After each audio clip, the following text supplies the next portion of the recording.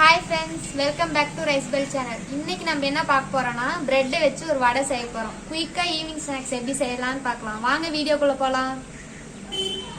bread வடை செய்யறதுக்கு முதல்ல bread நம்ம ஸ்லைஸ் பண்ணிக்கலாம். ஓரத்துல இருக்க brown கலர்ல எடுத்துருங்க.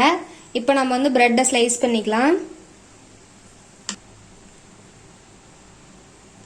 இது ஃபுல்லா நல்லா பொடியா கட் பண்ணிக்கங்க. இந்த கட் பண்ண பிரெட் ஸ்லைசஸ் மிக்சிங் பவுலுக்கு மாத்திக்கங்க. நான் ஒரு 10 பிரெட் இன்னைக்கு எடுத்திருக்கேன். இப்போ பொடியா நறுக்கி வச்சிருக்க ஒரு வெங்காயத்தை ஆட் பண்ணிக்கங்க. 2 பச்சை மிளகா பொடியா கட் பண்ணி வச்சிருக்கேன், அதை ஆட் பண்ணிக்கங்க. கொத்தமல்லி இலை கொஞ்சம், கருவேப்பிலை ஒரு 10 போல, இஞ்சி ஒரு சின்ன துண்டு பொடியா நறுக்கி வச்சிருக்கேன். இப்போ இதெல்லாம் போட்டு நல்லா மிக்ஸ் பண்ணிக்கலாம். உப்பு தேவையான அளவு ஆட் பண்ணிக்கங்க. இப்போ இதெல்லாம் நல்லா மிக்ஸ் பண்ணிக்கங்க. தயிர் ஒரு 1/4 கப் ஆட் பண்ணிக்கங்க. இப்போ இதை நல்லா மிக்ஸ் பண்ணிக்கங்க.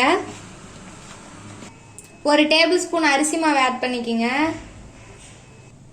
ஒரு பிஞ்ச் சோடா உப்பு ஆட் பண்ணி நல்லா மிக்ஸ் பண்ணிக்கங்க. மாவு இந்த அளவுக்கு பதமா பிசைஞ்சு வச்சுக்கோங்க. கடாய் அடுப்புல வச்சு பொரிக்கிற அளவுக்கு எண்ணெய் ஆட் பண்ணிக்கங்க. எண்ணெய் சூடாவங்காட்டி இந்த மாவு நம்ம உருண்டை பிடிச்சி வச்சுக்கலாம். இது கையில ஒட்டும், அதனால நம்ம கையில லைட்டா எண்ணெய் தடவிட்டோம்னா கையில ஒட்டாது.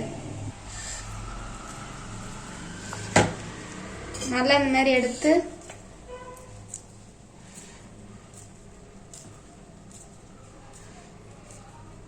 உருண்டை பிடிச்சி வச்சிருங்க. எண்ணெய் நல்லா காஞ்சிருச்சு. இப்போ இந்த வடையை இப்படி நல்லா இப்படி ப்ரெஸ் பண்ணிக்கங்க. ப்ரெஸ் பண்ணிட்டு நடுவில் ஒரு ஓட்டை போட்டுக்குங்க. இப்போ இது எண்ணெயில் நல்லா டீப் ஃப்ரை பண்ணி எடுத்துக்கங்க. இந்த மாதிரி நல்லா கோல்டன் ப்ரௌன் கலர் வந்ததையும் அதை எண்ணெயிலேருந்து எடுத்துருங்க.